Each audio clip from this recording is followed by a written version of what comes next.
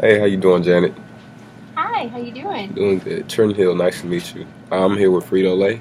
I am their district sales leader, and they told me to come down here and speak to you. I just wanted to see how everything was going with your Sprout King stores. Everything is good.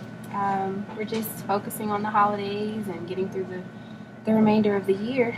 Okay, that's great. It's holiday season, and I know it's busy. It's a lot going on.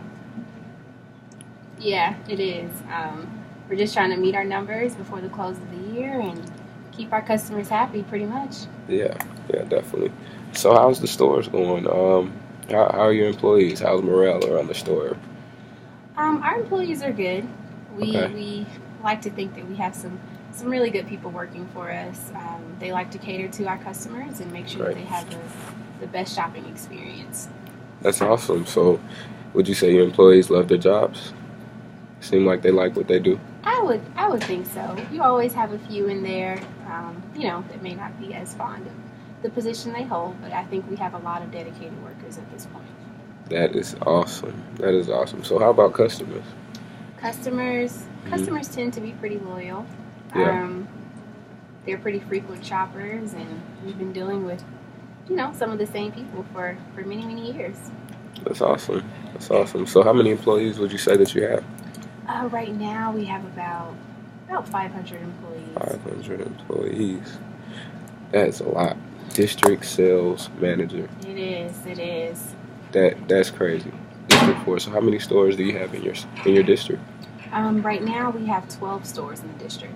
Okay, 12 stores. Sheesh, that is a lot. It's a lot of stores. 500 employees. 500 plus, actually. That's just a roundabout number. That's crazy. So how do you manage all of these employees? Well, I have a really good team. I work closely with the store managers in the district, and they just make sure that we get all of the things done that's necessary for our customers and our employees to be happy. Okay, okay. It's all about teamwork. All about teamwork. All about teamwork. So, I'm here with Frito Lay. So, how Frito Lay products selling in your store? Frito Lay's pretty good. Hmm. It's one of our favorable salty snack items. We really appreciate you guys' brand in our store. It actually brings in a lot of the sales that we have. Okay, great. And so, I was reading your reports Mm-hmm. and all of your paperwork. How are sales going? Sales are good. They could always be better.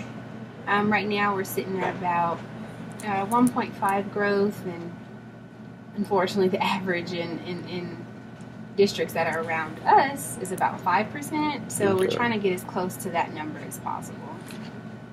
all right. And so where do you feel that you could do your most improvement? You can have a great deal of improvement in your store. Um, well, just overall sales in general. Yeah. Um, we have a lot of items, and the majority of our items sell, but they're just not turning around as fast as we would like them to. Okay. Okay. So all right. So I see that you want your sales to increase. Are there any other things that you would like to see improve in your store? How's shopping around the perimeters? The perimeters is actually where we make a lot of our money. We try to put our most popular items on the perimeter of the stores because we have a lot of grab and go customers, people who are just in and out of the store. And right now, the perimeter is what's driving our sales. Okay. So we just try to put the best selling items out there for customers to grab. So the perimeter. Yeah. I usually hear around every district that the perimeter is doing most of the selling right now. We're in a fit culture, so everyone's moving towards being fit, This and is true. This is that's true. that's a big thing in society right now. So, how's your customer base? Would you like to grow your customer base?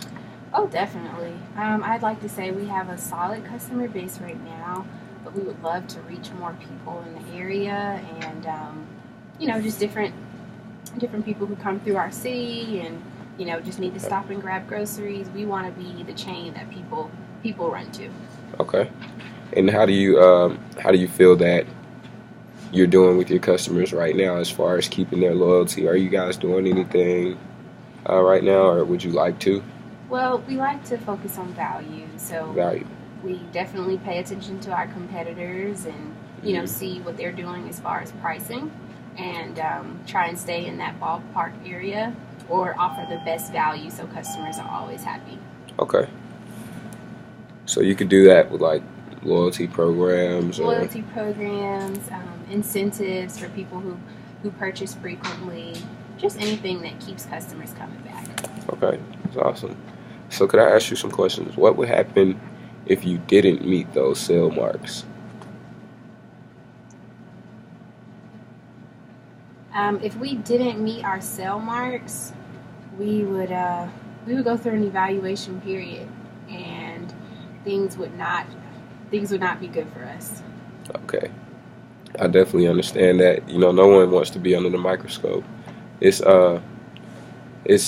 definitely one of the most stressful times for someone, especially in your position.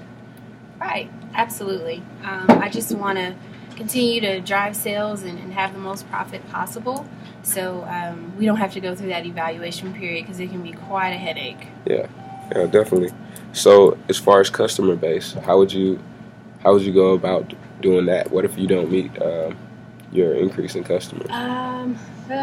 Again, I'll just have a lot of unhappy people as far as management asking a lot of questions just about what we need to do differently. All right. And I think a lot of what we do now works great, so we just need to continue to focus on the customers so that we don't have to deal with the managers, because that can get a little testy. Right. So I just wanted to tell you, do you know Justin Martin? He's another district manager. Yeah, I know Justin. We're good friends. Okay. All right. Well, Justin and I partnered together through the Frito-Lay and the Sprout King relationship. Nice, and nice. As you know, Justin wasn't doing very well last year around this time. And so me and a couple of my colleagues, my team, we came in and we helped him boost his sales from 1.5 around the same area that you're in to around 6%. So he's in the top 4 right now as far as district managers go in districts. I heard he's doing some serious numbers over there. Definitely. And I think with our plan and some things that we want to install, I feel like we can help you do the same thing. Would you be interested in that? Absolutely. Like I said, anything to avoid that evaluation. And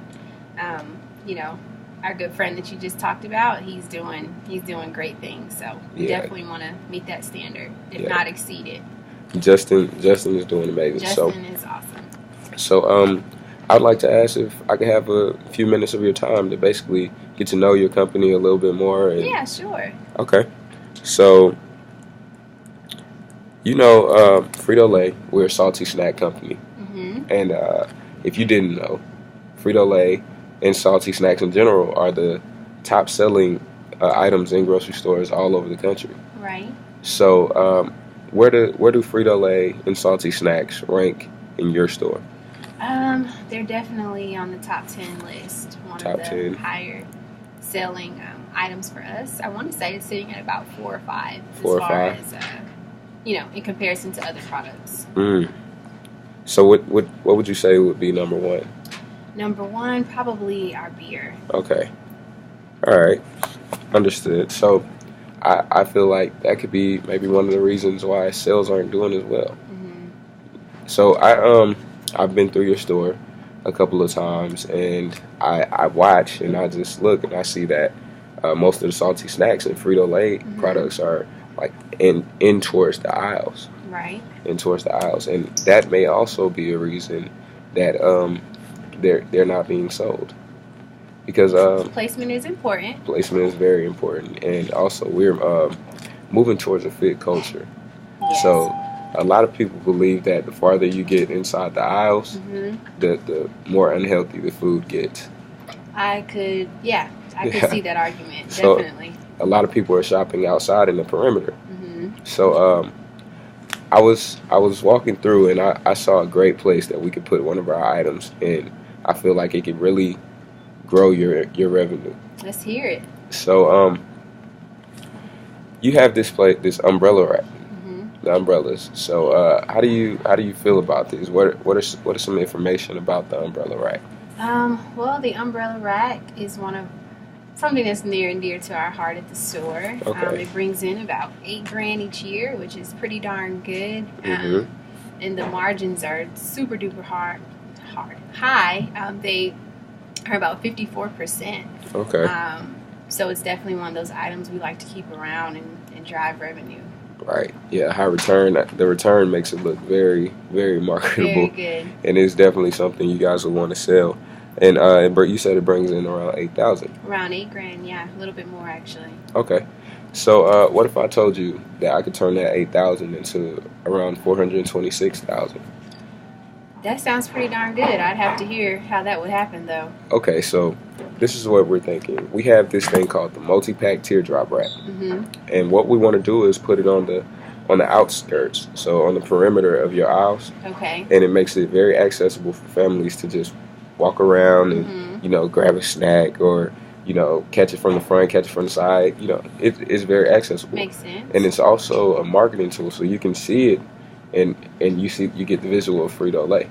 Okay. And so we want to put that on the outside, and we know that we can get those to sell.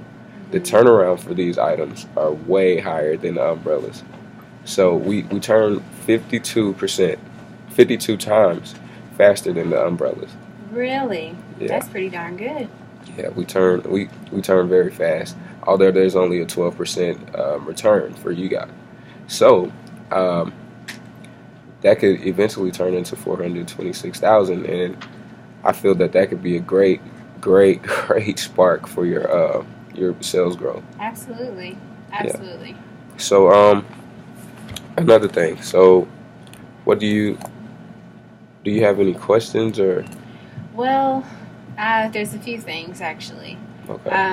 So as far as the margin, and you kind of covered it, but I just wanted to highlight. So our umbrellas brings in about $8,000. And you're saying that these chips will bring in $426,000, which sounds great, but the margin is so high on our umbrellas, and the chips are so low.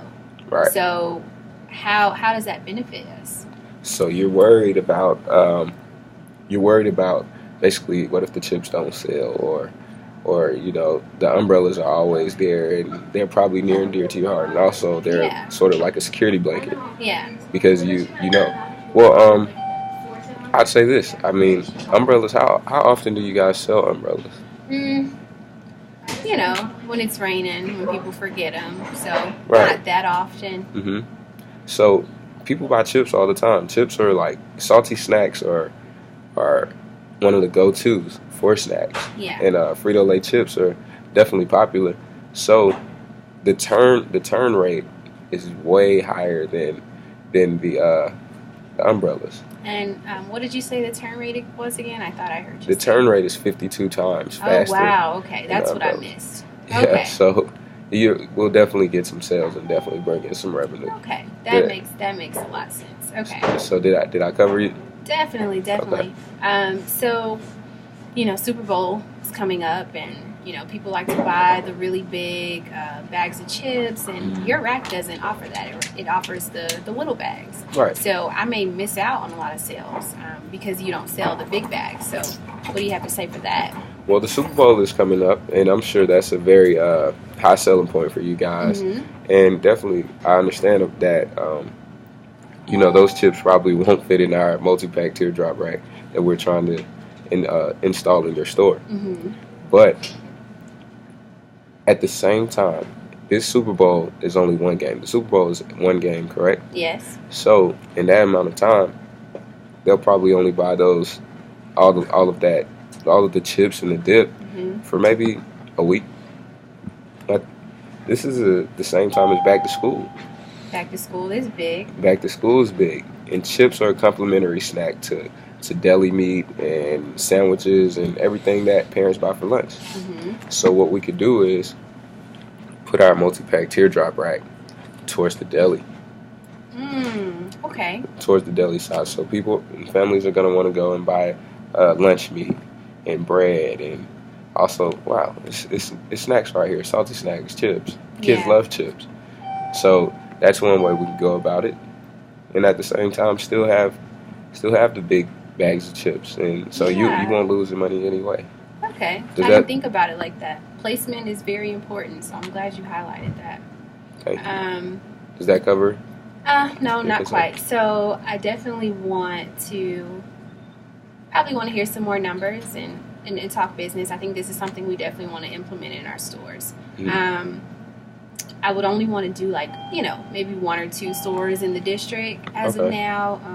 More of a store-by-store sale just to see how they do and, kind of weigh our options as we go along.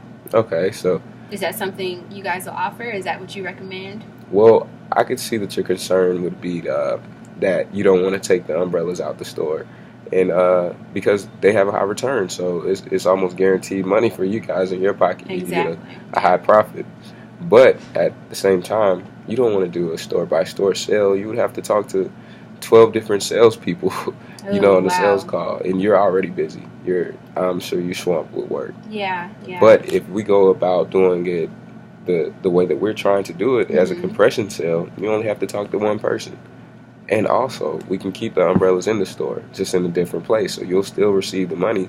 Maybe it's a lot of things that you could do with that. If it starts raining, maybe pull an umbrella rack in and try to sell those, or so it's different ways to go about it. Does that cover? Yeah, I think you're right. And I like simple. Simple is better. So if that means, closing one deal and just putting them in there, I think that's something I'd like to do. Okay. So everything you presented to me sounds pretty darn good, Trent. I appreciate it. I would love to see that growth. That's what's important to us. And if you can make that happen, let's talk business. All right, definitely. I'd love to do that. So, is there any way that I could rekindle everything that we've talked about? Sure. All right. So we definitely said that we want to get your sales up from 1.5% to around 5%. Definitely. Which is the average for district sales. We also want to increase your your customer base. Mm-hmm. We want to increase your customer base and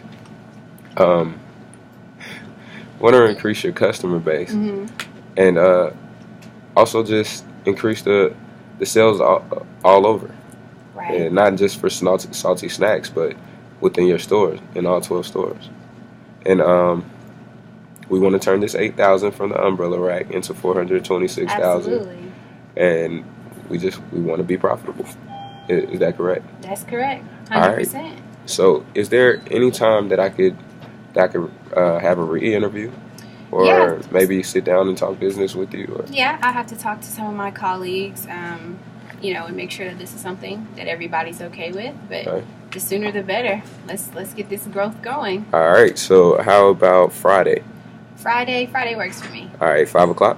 5 o'clock sounds good. All right. Thank you. No problem. Thank Great you for meeting your you, time. All right.